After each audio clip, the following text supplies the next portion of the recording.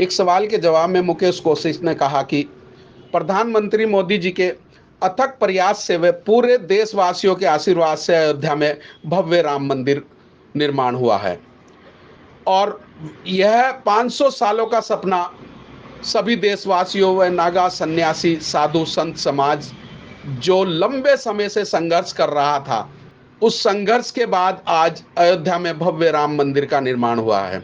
और उन्होंने यह भी कहा कि इस राम मंदिर निर्माण को हम इस दृष्टि से देख रहे हैं कि राम राज्य की स्थापना का पहला कदम हम लोगों ने प्रधानमंत्री नरेंद्र मोदी के नेतृत्व में बढ़ाया है। और उन्होंने यह भी कहा कि हम 2047 तक डेवलप कंट्री बनेंगे और 24 व 27 तक तीसरी बड़ी अर्थव्यवस्था के साथ उभरेंगे।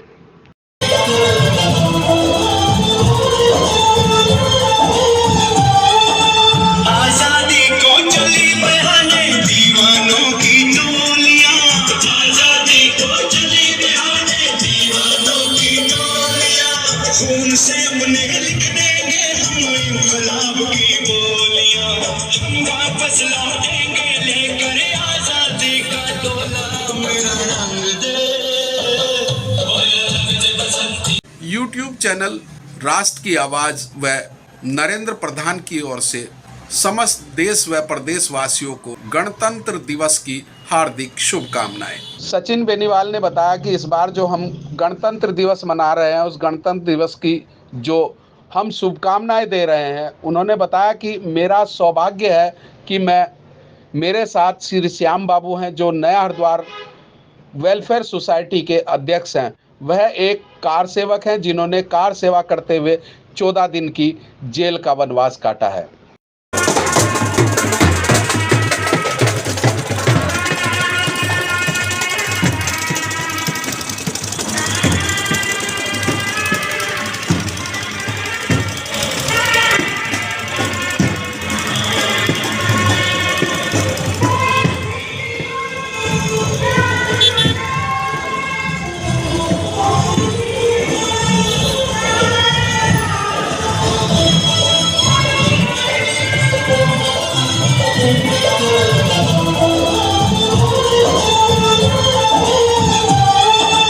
आजादी को चली बहाने दीवानों की टोलियां, आजादी को चली बहाने दीवानों की टोलियां, खून से अपने लिख देंगे हम इंकलाब की बोलियां, हम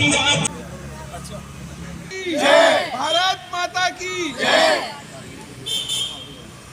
आज 75वां गणतंत्र दिवस मना रहे हैं और ऐसे में अभी हाल ही में रामलला के प्राण प्रतिष्ठा हुए। ऐसे में 75वां गणतंत्र किस उससे देख रहे हैं आप?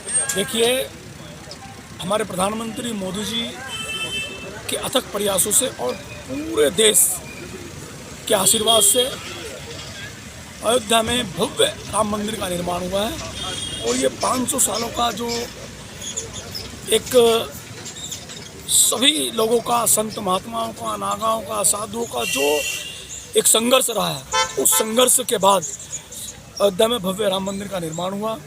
और ये हम इस दृष्टि से देखते हैं कि निश्चित रूप से राम राज्य की स्थापना का पहला कदम हम लोगों ने प्रधानमंत्री मोदी जी के नेतृत्व में बढ़ाया है। और निश्चित रूप से हमारे प्रधानमंत्री जी ने कहा है 2047 तक हम डेवलप्ड कंट्री बनेंगे, विकसित कंट्री बनेंगे।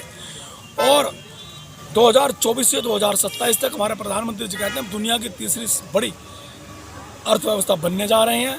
और निश्चित रूप से आज भारत को दुनिया के अग्रिम देशों में, जो विकसित होने वाले देशों की कंट्री में है, उसमें गिना जाता है। आज ग्लोबल लीडर के रूप में अगर हम देखें तो हमारे प्रधानमंत्री जी मोदी जी का नाम आता है।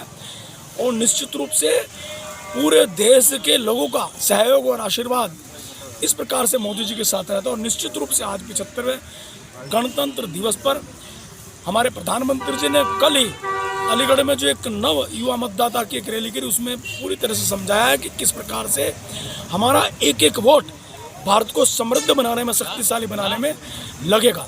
पूरी तरह से उन्होंने समझाया। गणतंत्र दिवस की बधाई देना चाहेंगे आप? बिल्कुल, मैं हरिद्वार वासियों को, पूरे देशवासियों को आज 75वें गणतंत्र दिवस पर बधाई देता हूं। और निश्चित रूप से हम सब लोग, मैं बधाई के साथ साथ लोगों से ये भी आह्वान करता हूं कि हम लोग आने वाले इस लोकसभा के चुनाव में हम प्रधानमंत्री मोदी जी को अपना सहयोग दें और उन पर विश्वास जताते हुए एक बार पुनः फिर भारतीय जनता पार्टी की सरकार स्थापित करें, ताकि हम लोग दुनिया की सबसे बड़ी अर्थव्यवस्था बन करके उभरें। Thank you. भारत माता की जय। गणतंत्र दिवस की शुभकामनाएं किस तरीके से देना चाहेंगे इस बार आप? इस बार सभी देशवासियों को गणतंत्र दिवस की जो हम शुभकामनाएं दे रहे हैं, वो शुभकामनाओं का एक अर्थ है। जब हम रामलला का स्थापना करने के बाद आज इस 75वें गणतंत्र दिवस को मना रहे हैं, और मेरा सौभाग्य है कि मेरे साथ श्री श्याम बाबू शर्मा जी, जो नया द्वार वेलफेयर सोसाइटी के अध्यक्ष भी हैं। आप एक कार सेवक हैं, आपने 14 दिनों का जेल का वनवास काटा है अयोध्या जी के मंदिर के निर्माण के लिए। आज उन लोगों के साथ हम लोग उनका सपना स्वरूप संपन्न होते हुए देख रहे हैं।